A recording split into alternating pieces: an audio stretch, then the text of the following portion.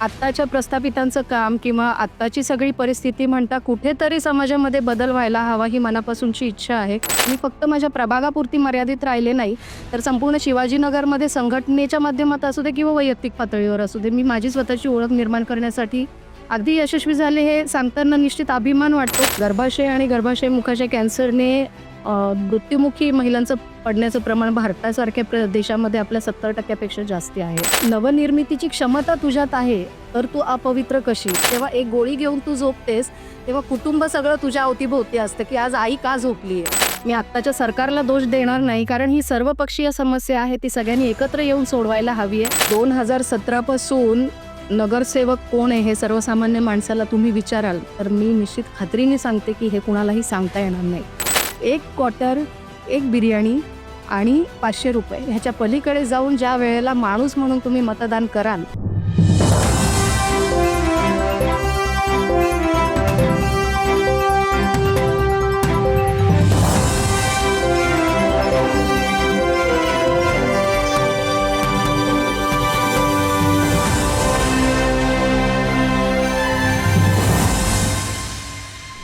नमस्कार.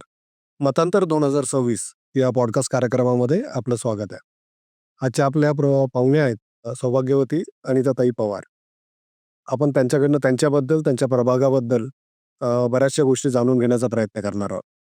अनिताताई, खूप नमस्कार आणि तुमचं स्वागत आहे आमच्या या छोट्याशा पॉडकास्ट अगदी मनपूर्वक धन्यवाद. नमस्कार तुम्हालाही.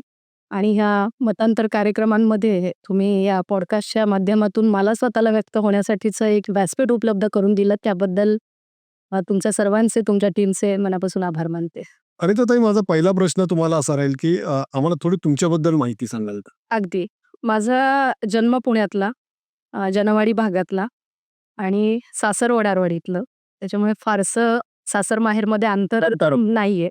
आणि तिथल्या प्रभागातील लोकांची ओळख, माहिती किंवा घरोघरी लोकांना मी माहीत असणं हे अगदी क्रमप्राप्त आहे. काही वेगळे प्रयास किंवा काही त्याच्यासाठी करावं लागलं नाही.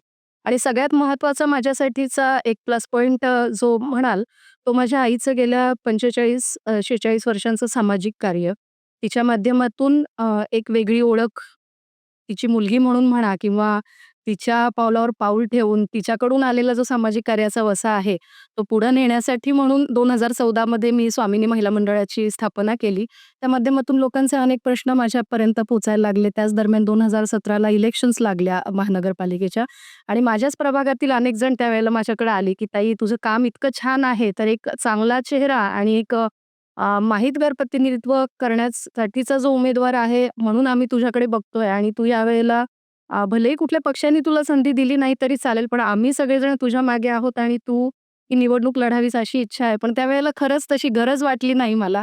पण आत्ताच्या प्रस्थापितांचं काम किंवा आत्ताची सगळी परिस्थिती म्हणता कुठेतरी समाजामध्ये बदल व्हायला हवा ही मनापासूनची इच्छा आहे. आणि त्याच्यामुळे 2026च्या इलेक्शनसाठी उमेदवार म्हणून मी राष्ट्रवादी काँग्रेस पक्षाकडे अर्ज करते आहे.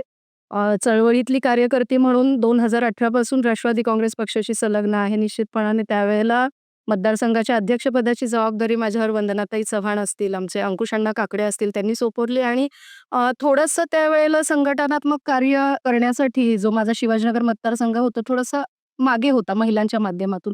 एक चांगलं संघटन करण्याची संधी त्यावेळेला मिळाली. मग पुण्यातल्या शिवाजीनगर भागातल्या कामगार पुतळा वसाहत असेल, वैदुवाडी असेल, जनवाडी असेल, कस्तुरबा इंदिरा असेल, बोपोडी असेल, माझी वडारवाडी असेल, ह्या ठिकाणून अनेक महिलांचं संघटन केलं. पण ह्यांचा वापर कसा करायचा? म्हणजे फक्त संघटन केलंय, कुठेतरी तुम्ही मोर्चाला माझ्या मागे या किंवा काहीतरी पक्षाची बैठक आहे म्हणून माझ्याकडे या, अशा पद्धतीत त्यांच्याकडून काम करून घेणं मला कधीच ते योग्य वाटलं नाही. पण त्यांच्या आरोग्याच्या समस्या त्यावेळेला लक्षात यायला लागल्या. अनेक माध्यमातून लोकं जोडली जाऊ लागली. त्यावेळेला महिलांना नेमकं काय हवंय? एका राजकीय पक्षाशी संलग्न असताना त्यांच्याही काही मागण्या असू शकतात.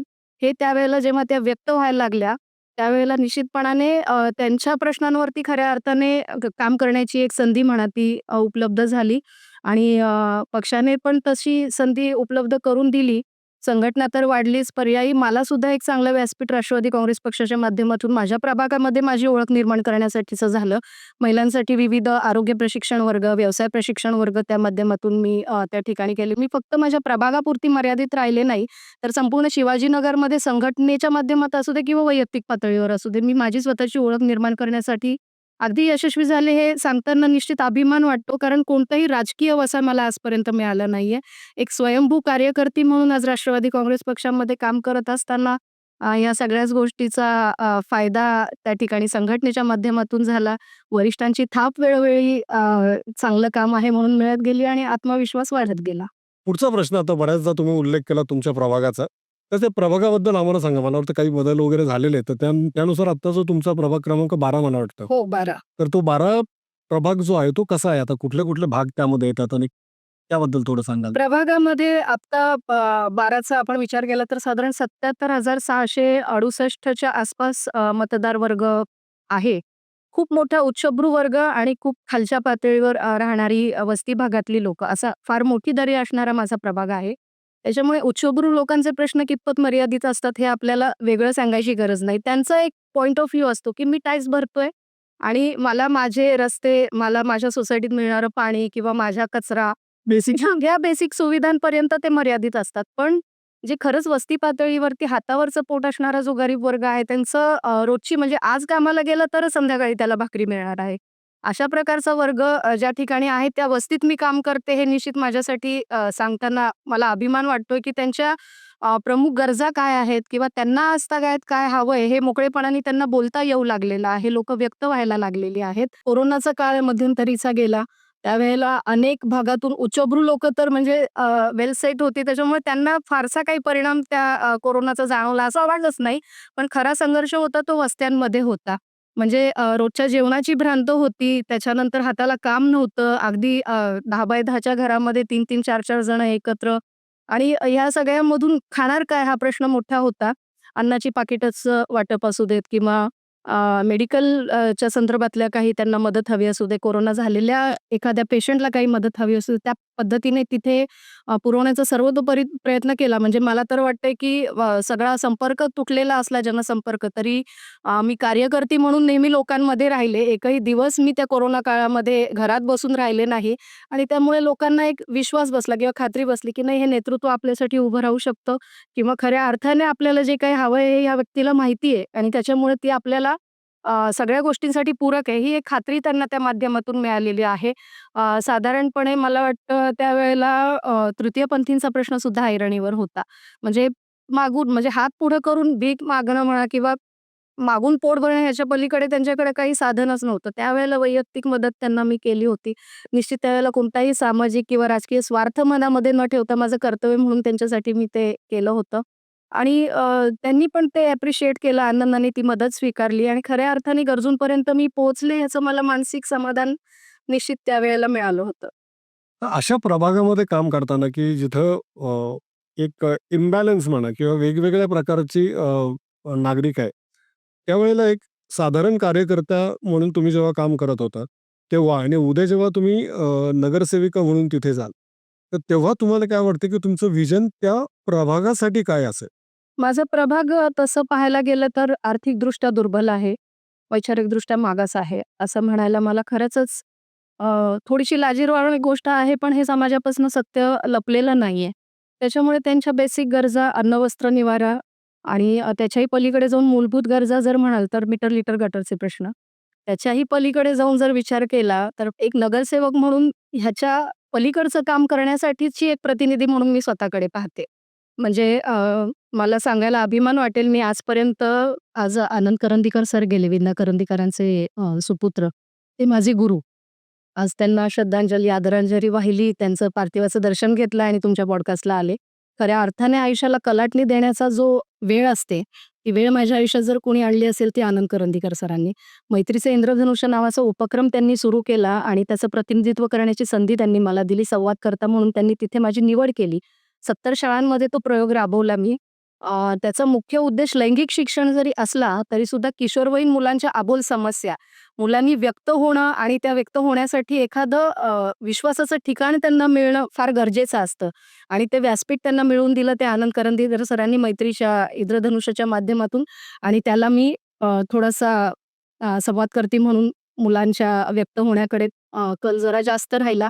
त्या माध्यमातून विद्यार्थ्यांचे प्रश्न कळू लागले. मुलांकडे व्यसनाधीनतेकडे वाढण्याचं प्रमाण त्या माध्यमातून कळायला लागलं. घरातली परिस्थिती, असा सभोवतालची सामाजिक परिस्थिती आणि मला माहीत नसलेल्या प्रश्नांची उत्तरं मी कुठं शोधायची? तर माझ्या हातात असलेला मोबाईल किंवा माझे मित्र-मैत्रिणी. ती जी माहिती आहे ती नक्कीच माझ्यासाठी पूरक नाहीये किंवा काहीतरी चुकीची आहे. हा एक मूळचा जो समज आहे तो त्यांच्यापर्यंत पोहोचवणं हे काम मी आजपर्यंत केलं गेलं. लैंगिक शिक्षण जरी त्याचा मुख्य गाभा असला, मुख्य पाया असला, तरीसुद्धा मुलं जी व्यक्त होत असताना खरे अनुभव स्वतःचे सांगत होते, ते माझ्यासाठी फार मोठे आणि महत्त्वाचे होते आणि प्रभागातल्या शाळांना त्यावेळेला प्राधान्य दिलं होतं. अजूनही तो कार्यक्रम मी राबवते आहे शाळांमध्ये. दुसरी गोष्ट महिलांच्या आरोग्याचा विषय खूप मोठा आहे माझ्या वस्ती भागामध्ये. गर्भाशय आणि गर्भाशय मुखाच्या कॅन्सरने मृत्युमुखी महिलांचं पडण्याचं प्रमाण भारतासारख्या देशामध्ये आपल्या 70% पेक्षा जास्ती आहे. आणि ह्याची सगळ्यात महत्त्वाचं कारण जर कुठलं असेल तर मासिक पाळीमध्ये घेतली न जाणारी स्वच्छता. हे कारण जेव्हा लक्षात आलं त्यावेळेला पॅम्पलेटच्या माध्यमातून ते पॅम्पलेट सर्क्युलेट करायला सुरुवात केली. म्हटलं मग नुसता कागद कोण माझ्या हातून घेणार? तर त्याच्यासोबत एक छोटंसं सॅनिटरी पॅडचं पॅकेटसुद्धा त्यांना की एक सायकल त्यांची त्या माध्यमातून पूर्ण होईल आणि ह्याच्यात काय लिहिलंय ते वाचतील. पण पुन्हा विषय तिथे आला त्यांची निरक्षरता, की हे वाचून कोण दाखवणार? कारण इतके संवेदनशील आणि बारीक मुद्दे त्याच्यात होते, की मुलाकडून किंवा मुलीकडून वाचून तरी कसं घेणार? हा जेव्हा प्रश्न लक्षात आला तेव्हा मी छोटे-छोटे चर्चासत्रांचं आयोजन केलं. मग ते चर्चासत्र फक्त शिवाजीनगर पुरतं मर्यादित न राहता संपूर्ण पुणे शहरामध्ये राबवलं त्यावेळेला. ते सांगत असताना मासिक पाळीमध्ये स्वच्छता कशी घ्यावी, मासिक पाळीमध्ये वापरत असलेल्या पॅडचा उपयोग, त्याचा विल्हेवाट कशी लावावी आणि नवनिर्मितीची क्षमता तुझ्यात आहे, तर तू अपवित्र कशी? ही एक टॅगलाईन घेऊन अंधश्रद्धासुद्धा त्याच्यामध्ये थोडीशी माहिती त्याच्या पलीकडे जाऊन म्हणजे मुलगी बाजूला बसणं किंवा पाणी न भरणं, देवाला न जाणं. 9 महिने पोटामध्ये राहिलेलं बाळ जेव्हा श्वास घेण्यासाठी धडपडून बाहेर येतं आणि त्या वेळेला जी त्या सगळ्या प्रक्रियेला जर पूरक कुणी ठरत असेल, तर ती तिची मासिक पाळी असते. मग ती अपवित्र कशी काय असू शकते? आणि जर ती अपवित्र नसेल, तर मग ती देवाला का नाही चालत? जर झाडावर उतरलेलं फूल आपण उचलून देवाला वाहतोय, तर माझी मासिक पाळी तशीच आहे. मी झाड आहे आणि मला येणार मासिक पाळी म्हणजे माझं ते फूल आहे. नैसर्गिक नैसर्गिक प्रक्रिया आहे, तर त्याला तुम्ही कसं काय नकारू शकता? आणि ह्या सगळ्या माध्यमातून प्रबोधन करत असताना अक्षरशः महिला स्वतःचे खरे अनुभव सांगायला लागले. काहींच्या डोळ्यातून पाणी यायला लागले, की ताई आजपर्यंत इतक्या मोकळेपणाने आमच्याशी कुणी या बाबतीत संवाद साधला नाही किंवा आमच्यापर्यंत बोललं नाही. पण आमच्या पिढीला आम्ही बदलू शकत नाही, पण पुढच्या पिढीला नक्की हे विचार आम्ही पोहोचवू आणि हे त्या माध्यमातून त्या कार्यक्रमाचं यश आहे असं मला वाटतं. आणि अजूनही ते उपक्रम चालू आहेत महिलांना सुजाण करण्याची किंवा त्यांना त्या सगळ्या अंधश्रद्धेच्या गर्तेतून बाहेर काढण्याची जी काही माझी धडपड आहे ती आजतागायत चालू आहे. ह्याच्यात आणखीन एक विषय मी इन्क्लूड केला तो म्हणजे महिलांमध्ये असलेली व्यसनाधीनता आणि त्याचे सामाजिक, मानसिक, शारीरिक परिणाम आणि कुटुंबावर होणारे परिणाम हे त्यांना उघडपणे सांगायला जेव्हा सुरुवात केली, तेव्हा त्यांना ते पटू लागले, की म्हणजे फक्त मला करमत नाहीये किंवा मला कामाची धडपड आहे म्हणून ती मिसरी लावणं तितपत तुझ्या साठी त्या 2 मिनिटाचं क्षणिक सुख असलं तरी ते आयुष्यावर परिणामकारक ठरेल. कारण जेव्हा एक गोळी घेऊन तू झोपतेस, तेव्हा कुटुंब सगळं तुझ्या अवतीभोवती असतं, की आज आई का झोपलीये? पण जर मोठे आजार घेऊन तुला जर कायमस्वरूपी बेडवर झोपावं लागेल, त्यावेळेला तुझ्या कुटुंबाची अवस्था काय असेल? तुझ्या आर्थिक ओढाताणीला कोण तुला हातभार लावेल आणि तुझी एकंदरीत देखभाल कोण करेल? म्हणजे एक महिलेची मानसिकता असते, की काही झालं की गोळी घ्यायची आणि झोपायचं. पण घरातलं कोणी आजारी पडलं की मात्र दवाखान्यामध्ये तिची धावपळ सुरू असते. त्याच्यामुळे ही एक जागरूकता महिलांमध्ये स्वतःच्या आरोग्याबाबत व्हावी, की सकस अन्न खावं किंवा व्यवस्थित सुदृढ राहण्यासाठी व्यायाम करावा, व्यसनांपासून मुक्त राहावं. ह्या सगळ्या गोष्टी त्या चर्चासत्रामध्ये इन्क्लूड केल्या. त्या लोकांना पटल्या आणि त्या माध्यमातून एक वेगळी ओळख त्या ठिकाणी माझी तयार झालेली आहे माझ्या प्रभागामध्ये. आता पुढचा प्रश्न आहे, की महिलांच्या बाबतीत तुमचं एवढं कार्य आहे. त्याच पद्धतीनं मला वाटतं तुमच्या प्रभागामध्ये गुन्हेगारी हा देखील एक विषय सगळीकडे नसला तरी काही ठराविक ठिकाणी. तर त्या बाबतीत तुमचं ऑब्झर्वेशन तुम्हाला काय वाटतं, की कशा पद्धतीनं ती फोफावती किंवा ती कमी केली जाते का? गुन्हेगारी हा विषय खरं सांगायचं तर बेरोजगारीवरती संपूर्ण डिपेंड आहे असं माझं स्पष्ट मत आहे. माझ्या भागातून जर काही गुन्हेगार घडत असतील तर त्यांना त्यांची कौटुंबिक पार्श्वभूमी सुद्धा तितकीच महत्त्वाची आहे. आपण मुळशी पॅटर्न सारखे सुद्धा चित्रपट पाहिलेले आहेत आणि 10वी फेल तो तो चित्रपट सुद्धा आपण पाहिलेला आहे. दोन्हीचा आशय एक असला तरी त्यांच्यातील सामाजिक बदल हे फार मोठ्या प्रमाणामध्ये झालेले आहेत. म्हणजे 10वी फेलच्या त्या कॅरेक्टरमध्ये त्या हिरोचा अपमान जेव्हा होतो, त्यावेळेला त्या अपमानाने तो पेटून उठतो आणि आयसपर्यंत ची मजल गाठतो. आणि इथे मुळशी पॅटर्नमध्ये जेव्हा त्या कॅरेक्टरचा अपमान होतो, त्यावेळेला मात्र तो वेगळी पार्श्वभूमी आणि वेगळ्या सगळ्या माध्यमातून तो घडत जातो. त्याच्यामुळं तुम्ही घडताय कसं हे सुद्धा तितकंच महत्त्वाचं आहे. तुम्ही तुम्हाला मिळालेले अपमान, तुम्हाला करावा लागत असणारा संघर्ष, तुम्ही कशा पद्धतीने घेताय आणि कशा पद्धतीने स्वतःला घडवताय ह्याच्यासाठी खरं तर चर्चासत्रांचं आयोजन जे आहे ते कुणीही असू दे, मग लोकप्रतिनिधी असू देत किंवा काही सामाजिक संस्था असू देत, सामाजिक कार्यकर्ते असू देत, त्यांनी खरोखर हे हाती घ्यायला पाहिजे. गुन्हेगारीकडे जाण्याचं सगळ्यात महत्त्वाचं आणि मोठा जर कुठला कारण असेल तर ती बेरोजगारी आहे. आणि वस्ती पातळीवरती हा प्रश्न अगदी ज्वलंत आहे, अगदी मोठा आहे. त्याच्यामुळे एखादा मुलगा गुन्हेगारीकडे वळला तर त्याला पोसणारा जो समाज आहे किंवा पोसणारा जो घटक आहे, तो कोण आहे? कशा पद्धतीने तो त्याला सहकार्य करतोय ह्याची सुद्धा पाळंमुळं शोधायला गेली तर ती फार खोलपर्यंत जाऊ शकतात. तिथपर्यंत मला खरंच जायचं नाहीये. पण काही वेळेला राजकीय सहभाग, पोलिसांची अकार्यक्षमता आणि एकंदरीतच त्या गारीला त्याच्या पाठबळ देण्यासाठी त्याला समाजाने किंवा इतर मुलांनी त्याचे Facebookवर व्हिडिओ व्हायरल करणं किंवा ते Insta, Twitterवरती त्याचे इनडायरेक्ट सपोर्ट करणं त्यांना जे असतं, ते खूप जास्ती प्रमाणात होत चाललेलं आहे. मला तर आता असं कळालं, की काही घडत असलेले गुन्हेगार जेलमध्ये राहून सुद्धा बाहेरच्या काही गोष्टी सांभाळतायत. तर ह्याला खतपाणी घालणारं कोण आहे? निश्चितपणे पोलीस यंत्रणा आहे आणि पोलीस यंत्रणा कोणाच्या दबावाखाली काम करते तर राजकीय जे कोणी आहेत त्या ठिकाणी. मी आत्ताच्या सरकारला दोष देणार नाही कारण ही सर्वपक्षीय समस्या आहे. ती सगळ्यांनी एकत्र येऊन सोडवायला हवी आहे. पण तो काय म्हणूयात उत्साह म्हणा किंवा ती जी इनिशिएटिव्ह आहे, ते कुणी घ्यायला मागत नाहीये. कारण जे चाललंय ते चालू दे आणि हा समाज असा आहे आणि आम्ही हे स्वीकारलेलं आहे. हे वास्तव त्यांच्या कुटुंबापर्यंत मांडलं जातं आणि त्याच्यामुळे हे गुन्हेगार घडत राहतायत. त्याच्यामुळे बेरोजगारी हा जरी मुद्दा असला तरी व्यवसायांची निर्मिती जास्तीत जास्त होणं, लोकांच्या हाती रोजगार व्यवसाय जास्तीत जास्त पोहोचवणं हा एक मार्ग ह्याच्यातून असू शकतो आणि निश्चितपणाने ह्याच्यातून समाजाला एक चांगला घटक मिळू शकतो असं मला निश्चित वाटतं. पुढचा प्रश्न येतो तो म्हणजे 2 मूलभूत आपल्या गरजा आहेत.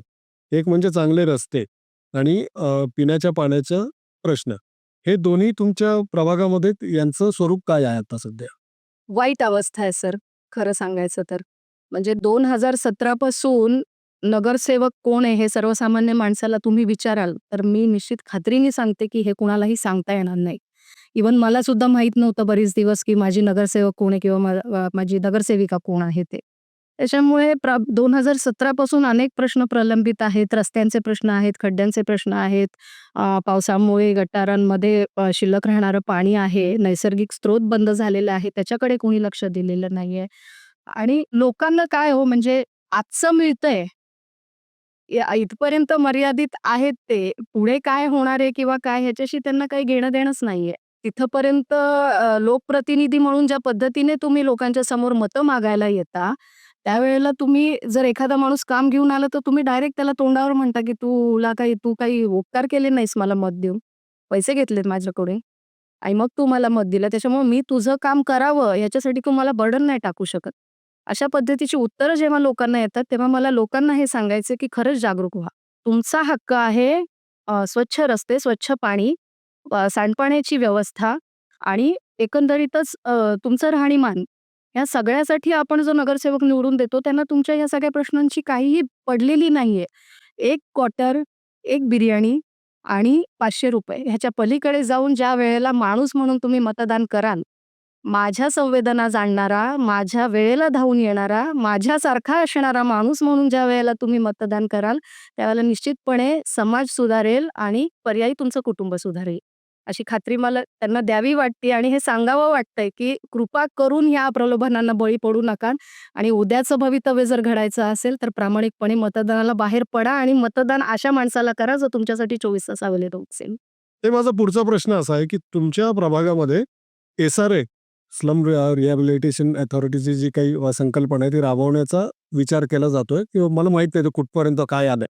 तर त्या संदर्भात सध्या परिस्थिती काय आहे आणि एकंदरीत चित्र काय आहे याबद्दल थोडं सांगाल का? मुळात SRA व्हावा की नाही, इथपासूनची माझी सुरुवात आहे. माझं हे स्पष्ट मत आहे, की लोकांचं जर ह्या गोष्टीला समर्थन असेल, तर मी लोकांच्या सोबत आहे. पण नकार असेल तर काय? किंवा तो नकार का आहे? याचं सुद्धा जी लोकं विरोध करतायत किंवा लोकांपुढे मांडणी करतायत, तर त्याच्यामध्ये नेमकं लोकांना काय हवं हे जाणून घेण्याचा प्रयत्न तुम्ही केलाय का? किंवा तुम्हाला काय म्हणायचं हे लोकांपर्यंत पोहोचवण्याचा प्रयत्न तुम्ही केलाय का? कारण फक्त विरोध करून चालणार नाहीये. तर तो विरोध का होतोय हे सुद्धा लोकांपर्यंत पोहोचणं तितकंच गरजेचं आहे. SRA होणार आहे, SRA व्हायला पाहिजे ह्या मताची मी आहे. मी थांबवल्याने किंवा विरोधकांनी विरोध केल्याने काही शासकीय योजना तिथे थांबणार नाहीयेत. लोकांना जे मिळायचं आहे ते मिळणारच आहे. पण निश्चितपणे SRA झाल्यानंतर लोकांचं जे जीवनमान सुधारणार आहे. आज आपण बोलतो RTIच्या माध्यमातून अनेक विद्यार्थी पहिलीपासून चांगल्या-चांगल्या शाळांमध्ये जातायत. जिथे अगदी उच्चभ्रू गटातला एक विद्यार्थी आहे आणि अगदी लोअर ह्याच्यातला एक विद्यार्थी त्या ठिकाणी शिकतो. त्यांच्यामध्ये निर्माण होणारी गरीब-श्रीमंताची दरी तुम्ही कशी कमी करणार आहात? जेव्हा त्याच्याकडे एक ₹2 ची पेन्सिल आहे आणि त्याच्याकडे ₹50 चा पेन आहे, ती दरी तुम्ही कशी कमी करणार आहात? निश्चितपणाने ज्यावेळेला ह्या सगळ्या घटकांचा विचार होतो, त्यावेळेला त्या जो खालच्या वर्गातला जो विद्यार्थी आहे त्याचं सुद्धा चांगल्या ठिकाणी घर असावं. मी कुठे राहतो हे सांगत असताना त्याला अभिमान वाटावा इतपत तरी त्याला सुखदायक असं त्याचं घर असावं असं मला वाटतं. आणि आमच्या वडारवाडी भागातून खरंच सांगते ही शोकांतिका आहे सर. जेव्हा एखादी गरोदर स्त्री जरी मंडईतून रिक्षा करून यायचं म्हटलं आणि ती जर म्हणाली मला वडारवाडीत जायचंय, तर तो रिक्षावाला तयार नाही होत. तिला हे सांगावं लागतं, की मला दीपबंगला चौकात जायचंय किंवा मला गोखलेनगरला जायचंय. आणि तिथं आल्यानंतर तिला म्हणावं लागतं, की आता थोडंसं डावीकडे घेतो का रे, मला इथे सोडतो का रे? म्हणजे एका रिक्षावाल्याला सुद्धा आपण कन्व्हिन्स करू शकत नाही, की मला त्या ठिकाणी जावं लागतंय. मग तुम्ही ही जी दरी आहे गरीब श्रीमंत म्हणा किंवा अगदीच तो भेद निघणार नाहीये निश्चितपणाने. पण एक चांगलं जीवनमान जगण्याचा हक्क त्यांना पण आहे. आत्ता सावकारी वृत्ती फोफाळती आहे. त्या माध्यमातून छोटी-छोटी कर्ज घेण्यासाठी तिथं असलेले सावकार त्यांचे धंदे बंद पडणार आहेत. कारण की जर घर झालं, हक्काचं घर झालं, कागदपत्र हातात असेल, कुठलीही बँक सहज त्याला लोन द्यायला तयार होईल. त्याच्या ज्या काही तजा आहेत, त्या माध्यमातून भागतील. मीटर-लिटर गटरचे प्रश्न बऱ्याच अंशी कमी होतील आणि जो कोणी बिल्डर त्या ठिकाणी यावा, तो राजकारणी धार्जिणा नसावा. जी काही आहे त्याची पार्श्वभूमी ती पारदर्शक असावी आणि ती वन टू वन असावी. म्हणजे लोकं आणि बिल्डर इतकाच तो संवाद असावा. कोणाच्या तरी तुंबड्या भरण्यासाठी कोणाचं तरी घर उद्ध्वस्त करणं ह्या मताशी मी कधीच ॲग्री होणार नाही किंवा तसा विचारही कधी केलेला नाहीये. पण निश्चितपणाने SRA झाला तर लोकांच्या जीवनमानामध्ये सुधार होईल. एकंदरीतच त्यांचं स्टँडर्ड ऑफ लिव्हिंग ज्याला आपण म्हणतो, तो थोडंफार सुधारेल आणि थोडासा दिलासा त्या माध्यमातून माझ्या वस्तीतल्या महिलांना खरंच लाज वाटते सर सांगायला, पण अजूनही संडासचा डबा हातात घेऊन बाहेर जावं लागतं. शौचालयामध्ये जावं लागतं. हक्काचं घर जर मिळालं तर ह्या सगळ्या लाजिरवाण्या गोष्टी बंद होतील. सकाळच्या वेळेतून बाहेर पडणं किंवा काय. आणि आता एवढं सगळं तुम्ही त्याचे ॲडव्हांटेजेस मला सांगताय. मग असं असतानाही तो प्रकल्प होत नाहीये. याला कारण आर्थिक लागेबांधे कोणाचे असावेत किंवा राजकारण्यांचे काही त्यामधले इंटरेस्ट असावेत असं काय वाटतं? का तो मी पहिलाच शब्द तेवढ्यासाठी वापरला, की बिल्डर धार्जिणे राजकारणी नसावेत त्याच्यामध्ये. वन टू वन डायलॉग नागरिक आणि बिल्डर असा असावा. त्याच्यामुळे ती पारदर्शकता असणं महत्वाचं आहे. आता लोकांची मागणी इतकीच आहे, की बाबा 230 स्क्वेअर फुटाचं जे घर मिळणार आहे आम्हाला, त्याच्यामध्ये आमची 8 जणांची जर फॅमिली असेल, तर ती कशी सफर करणार? मग आम्ही आहोत तिथं ठीक आहोत ना. कशासाठी हा धडपड चाललाय? फक्त बिल्डरला TDR मिळावा म्हणून? निश्चितपणाने हे जर होणार असेल, तर त्या ठिकाणी आमचा विरोध 100% असणार आहे. आमची मागणी इतकीच आहे, की आत्ता ज्या स्थितीत लोकं जगतात त्यांना किमान 550 स्क्वेअर फुटाचं घर मिळावं. जे सुस्थितीत असावं, त्याच्यामध्ये सांडपाण्याची व्यवस्था असेल, पाण्याची व्यवस्था असेल किंवा आत्तासुद्धा आमच्या वस्तीमध्ये ॲम्ब्युलन्स आणायची म्हटलं तरी सुद्धा कुठेतरी बाहेर उभं करायला लागते आणि मग पेशंट असू दे किंवा एखादा मृतदेह असू दे, तो आणताना तारेवरची कसरत होते. मोठी बिल्डिंग झाल्यानंतर या सगळ्या गोष्टीतून त्यांना दिलासा मिळणार आहे. तो निश्चित स्वागतार्ह असणार आहे. आणि चांगलं राहणं कुणाला नकोय? सगळ्यांना हवंय. आणि त्यामध्ये मला एक गोष्ट नक्की सांगावीशी वाटेल, की आपल्याला लहानपणापासून आपण हे पाहत आलो, की ती अशी लोकं आहेत, की ज्यांनी तुमची स्वप्न साकार केलेली आहेत. अगदी. त्यांनी लोकांची घरं बांधलेली आहेत आणि आज तुम्ही म्हणता ती परिस्थिती खरंच एक शोकांतिकाच आहे ही. तुम्ही म्हणता त्याप्रमाणे गोष्टी बदलल्या नक्कीच पाहिजेत. नक्कीच. परंतु त्यामध्ये पारदर्शकता हवी. ताई मगाशी तुम्ही किशोरवयीन मुलींच्या ज्या समस्या असतात त्याबाबत तुम्ही बोललात. त्याबद्दल तुम्ही करत असलेल्या कार्याबद्दलही तुम्ही सांगितलं. त्याचप्रमाणे महिलांचे इतर काही प्रश्न आहेत का, की जे तुम्हाला प्रामुख्याने सांगावेसे वाटतात? निश्चितपणे महिलांची सुरक्षा हा सगळ्यात महत्त्वाचा आणि मोठा विषय आहे. एक कुटुंबातील पालक म्हणून जर एखाद्या मुलीचा विचार केला, तर तिची सुरक्षितता, तर ती जर आपण करता येत नसेल किंवा ती सुरक्षित कुठे राहील, तर दुसऱ्याच्या घरी गेल्यानंतर. त्याच्यामुळे तिचं शिक्षण मध्येच थांबवणं आणि लवकर कमी वयामध्ये तिचं लग्न करून देणं आणि त्याच्यानंतर मुलगा मुळात व्यसनाधीन असेल, तर ते विधवा होण्याचं प्रमाण फार मोठं असतं किंवा प्रचंड असतं. आणि तसाच माझा थोडासा भाग आहे, विधवा महिलांचं प्रमाण मोठं आहे, प्रचंड आहे आणि त्यांचेही अनेक प्रश्न आहेत. एकतर 8वी, 9वी, 10वी शिकलेल्या असतात, त्याच्यामुळे करता पुरुष घरातला गेला, तर पदरी 2 मुलं असतात, तेव्हा करायचं काय? हा मोठा विषय असतो तिच्यापुढे. त्याच्यामुळे धुणं-भांडी करण्याव्यतिरिक्त तिच्याकडे दुसरा कुठलाही पर्याय नसतो.